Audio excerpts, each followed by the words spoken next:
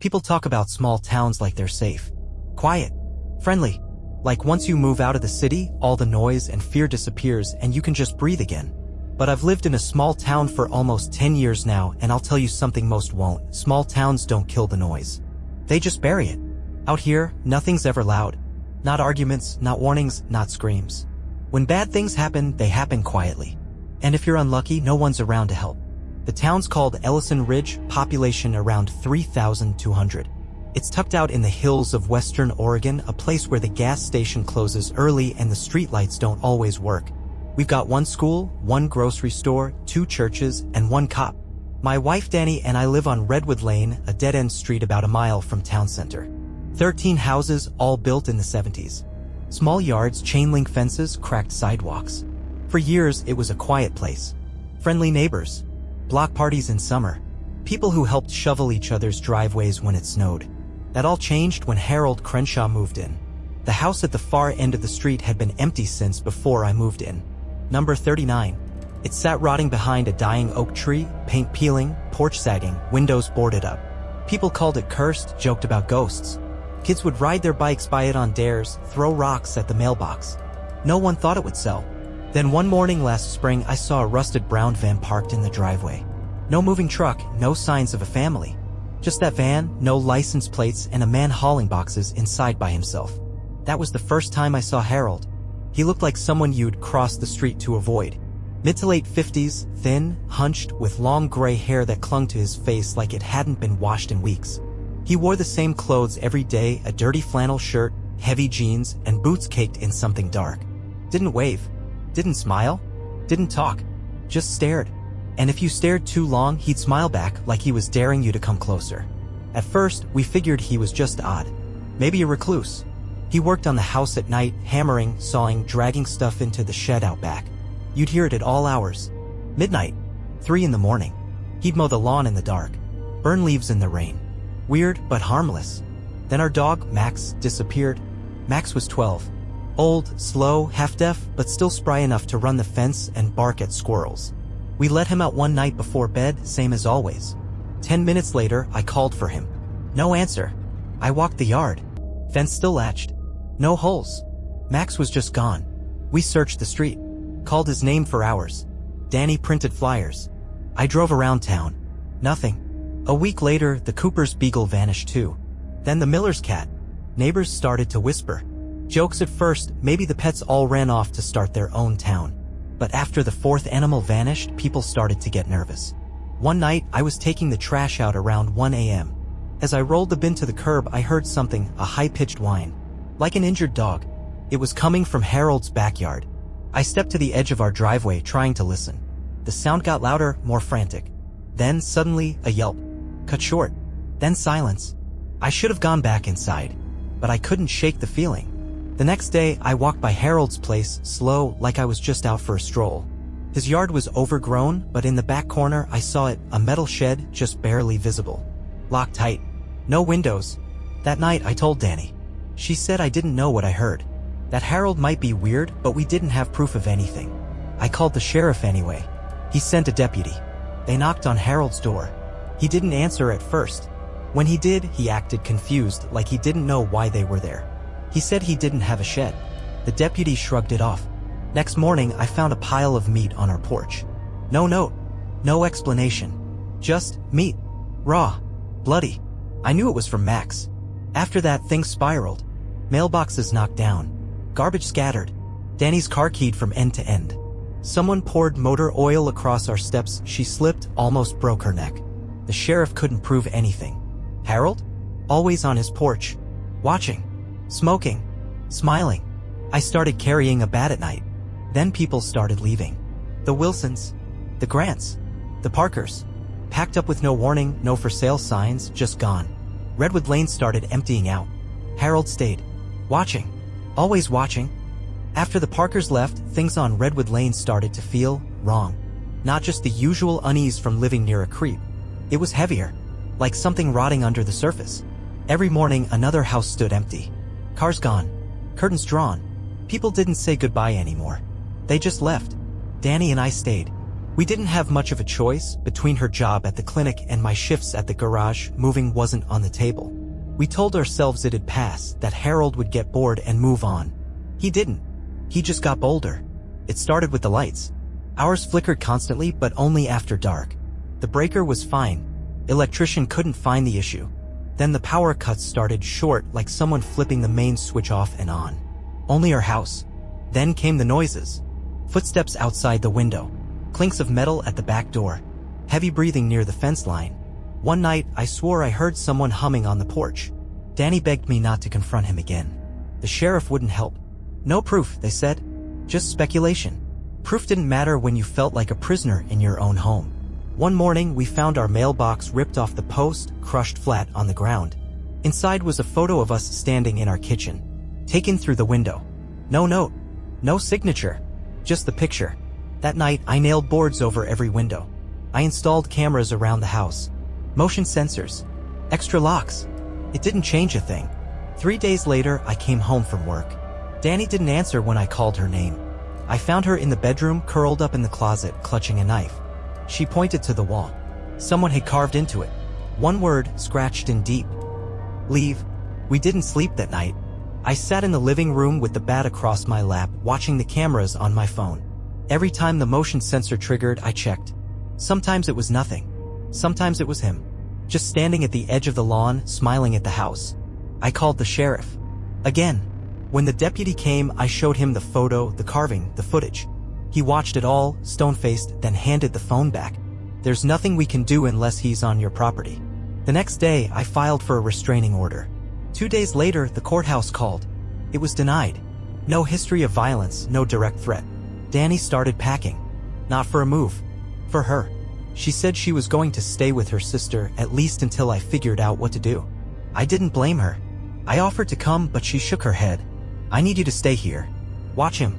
Someone needs to know what's going on. I watched her drive away with tears in her eyes. She was the last person left on the street. Except me. And Harold. That night, I heard digging. I looked out the window. Harold was in his front yard, on all fours, tearing at the dirt with his hands. Piling it up around him like a dog digging for a bone. I stepped outside, rage boiling over. What the hell are you doing? He didn't answer. Just looked up at me, hands covered in soil. Grinning. I crossed the street. He didn't move. I stood at the edge of his yard. Leave me alone. I swear to God. He stood. Walked toward me slow. Stopped an inch from the property line. You should have left. His voice was low, like a whisper through gravel. He held something out. I looked. It was Max's collar. I reached for the bat. Harold laughed, dropped the collar at his feet, and walked inside. I didn't follow. I just stared at that collar until the sun came up. The next morning, I called Danny. No answer. I texted. Nothing. I checked the traffic cams near her sister's town. No sign. Then I called her sister. She never arrived. I didn't sleep after Danny disappeared. I just sat at the kitchen table watching the phone. Calling. Texting. Over and over. No answer. I called her sister again. I called hospitals in 3 counties. State police. No one had seen her car. No one had seen her. I knew where she'd gone. Somewhere along the way, Harold got her. I drove the route she would have taken. Pulled over at every gas station, checked every ditch. I even went to the sheriff's office in person. The same deputy was there, the one who always shrugged me off. Look, he said, rubbing his face. We've got no evidence she's missing. It's been 24 hours. Adults leave? She didn't leave, I snapped. You know who it was. I've told you. Again and again. Harold. He's been terrorizing us for months. Now she's gone. He sighed. People have been leaving that street in droves. Maybe she did too. That's when it hit me. All the families who left, none of them stayed in town. No forwarding addresses. No goodbyes. No trace. I went home. The sun was setting, the street was silent, and I was the last one left. Every house dark, empty, lifeless. Except Harold's. Lights on. Curtains open. He was waiting. That night, I set up cameras in my attic, pointing at his house. I watched the footage live on my phone, hours on end. Harold didn't leave. Didn't move. Just sat on his porch, rocking slowly, smoking, watching my house. Midnight came. Then 1 a.m. Then 2. I blinked. Checked the screen again. Harold was gone. I grabbed the bat, walked to every door, checked every lock. Nothing. Then I went out back, heart pounding, sure he was out there. but the yard was empty. When I came back inside, the front door was wide open. My blood froze. I stepped into the hallway. On the floor, Danny's scarf. She always kept it in the glove box. I checked every room. No one. But I found something else. In the bedroom, carved into the wall beside our bed, deep, jagged letters. Come and get her. I called the sheriff again. No answer. The line rang once, then went dead. I drove to the station. It was closed. Back home, Harold's lights were off. The house looked empty. I knew it wasn't. I took the bat, took a flashlight, and crossed the street. His front door wasn't locked. I stepped inside. The house stank of rot, mold, chemicals. Walls yellowed with filth. Garbage bags piled high. Animal bones on the floor. And photos, dozens, pinned to the walls. Photos of everyone on the street. Smiling. All with X's through their eyes. Except for mine. Mine was nailed to the door. I called out, "Where is she?" No answer. I walked through the house, heart racing. Found the basement door. Padlocked. I swung the bat over and over until it shattered. The basement smelled worse. I stepped onto concrete, light flickering above. At the far end, a metal cage. Inside, something moved. I ran to it. But it wasn't Danny. It was a dog. Bloody. Weak. Collapsed in the corner. Max. I dropped the bat. My legs gave out and I collapsed at the cage. It was Max alive, barely. His fur was matted with blood and filth. One eye swollen shut, ribs sticking out from his sides. But it was him. 12 years of loyalty. Gone in a flash the night Harold took him. I reached through the bars. His tail moved weakly. He tried to lift his head, then collapsed again. I whispered his name, promised I'd get him out. The cage was locked. I searched the basement, kicking through piles of garbage, rusted tools, old food containers. The place was more nest than storage. The floor sticky, walls sweating with rot. I found a crowbar, started prying at the lock. Creaked, groaned, then snapped. I pulled the cage open and lifted Max carefully. He was light, too light. As I turned to leave, my flashlight caught something else. Something nailed to the far wall. A mirror. No frame. Cracked. Dirty. In front of it, a chair. A small, battered stuffed bear sitting on it. Max whimpered. I backed away, heart thudding. Something about it felt wrong. I carried him up the stairs, slow, trying not to trip. I reached the top and froze. The front door was closed. I hadn't closed it. My blood ran cold. Footsteps creaked on the floor above. Someone was upstairs. I set Max down in the kitchen, locked the basement door behind me, grabbed the bat. Then I heard it, from upstairs, dragging, something heavy across wood. Then Harold's voice, calm, low. You shouldn't have come in here. I didn't wait. I swung the door open and ran, Max in my arms. I made it across the street, locked every door, every window, pulled down the blinds. Then I collapsed. I didn't sleep, just sat, Max curled against me, listening for any sound. Morning came.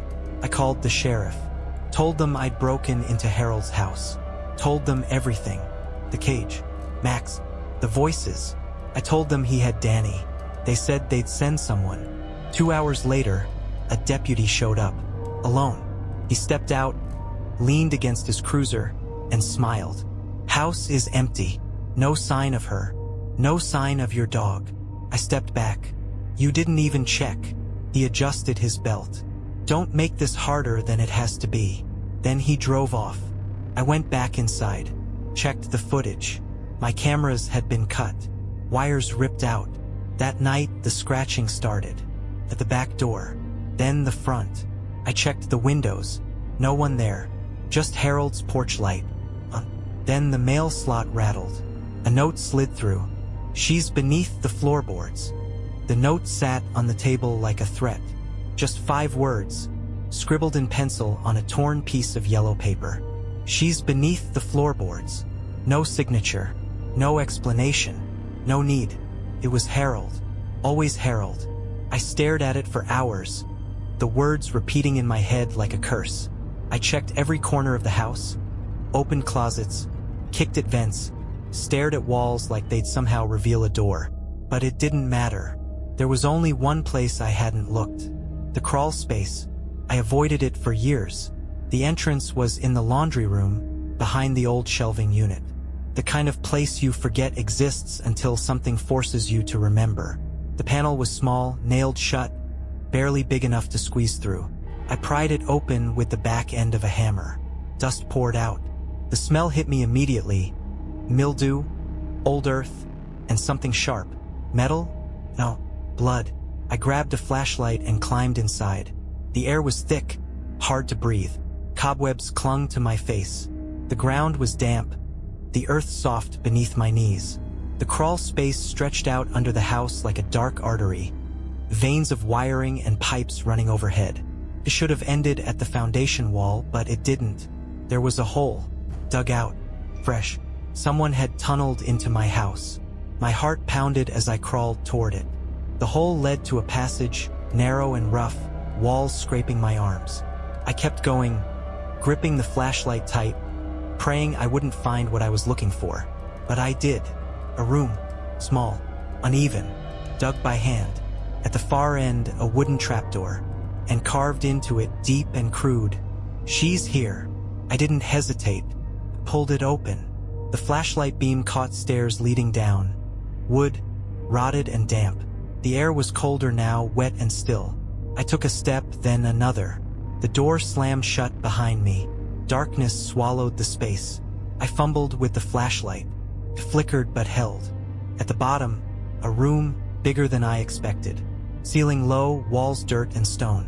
Tools hung from nails, rusted and stained. Buckets in the corner. A cot, and chained to the wall. Danny. Her face was pale, eyes swollen, hair matted with blood. Her lips moved, but no sound came. I dropped the flashlight, ran to her, fumbled at the chains. Her wrists were raw, the metal slick with blood. I tried to lift her. She sobbed, whispered my name. I promised I'd get her out. Then I heard footsteps above us. Slow, deliberate. Harold. Her wrists were raw, metal biting deep into her skin. Danny's head lolled forward when I touched her shoulder, but her eyes opened, bloodshot, wide, full of something that made my stomach turn. Not fear. Relief. I tried not to panic, working at the chain's padlock. My hands shook. I had nothing to cut it with. Nothing to break it. "Hold on," I whispered, running my fingers through her hair. "I'm getting us out." Above us, floorboards creaked. Slow footsteps. Back and forth. Deliberate. Harold knew I was here. He wanted me to find her. And he wasn't stopping me. Not yet. The flashlight flickered, light stuttering in the darkness. I found a rusted hammer on the wall. I smashed the padlock over and over, metal ringing like a scream. It didn't budge. Danny stirred, lips dry, barely whispering. "He's watching." Her eyes darted to the mirror. I turned. At the far end of the room, half buried in the dirt wall, was a mirror like the one in Harold's basement. Cracked, covered in filth, but I saw it. Us. In real time. Harold behind us. Smiling. I spun, hammer raised. Nothing. Just air. But the footsteps moved closer, right above us now. Dust fell from the ceiling with every step. He was going to wait until I failed. Until I broke. I stepped back, breathing hard. My hand brushed Danny's scarf, still in my pocket. Then I remembered the key. She kept one in the glove box. Her car had been missing, but Harold had her scarf, her key. I tore at the scarf stitching. Inside, taped tight, was a small brass key. I jammed it into the padlock. It turned. The chain clattered to the ground. Danny collapsed into me. I lifted her, weak but breathing, and we turned toward the stairs. Then we heard it. The trapdoor creaked open. Light flooded in. Harold stood at the top, silhouetted, holding something long in one hand. Not a weapon. A shovel. I set Danny down behind me, raised the hammer. Harold took a step down. Then another. "Only room for one more," he rasped. "All the others are gone. Just us now." I stepped forward. "No more," I said. He swung the shovel. I ducked, felt it graze my shoulder, burning pain. I lunged, swinging the hammer, catching his side. He grunted, staggered back. Blood dripped from his mouth, but he smiled. "You'll take my place," he wheezed. "No." I swung again, harder. He fell. I grabbed Danny, climbed over his body. We reached the crawl space, dragged ourselves into the kitchen, slammed the hatch shut. I didn't stop. I called 911 over and over. No answer. I went to the front door, flung it open. Harold's van was gone. The street? Empty. Dead. We left. Never looked back. The sheriff never filed a report. The house? Still empty. Still standing. No one else moved in. Redwood Lane stayed quiet. But some nights, I hear scratching beneath the floorboards.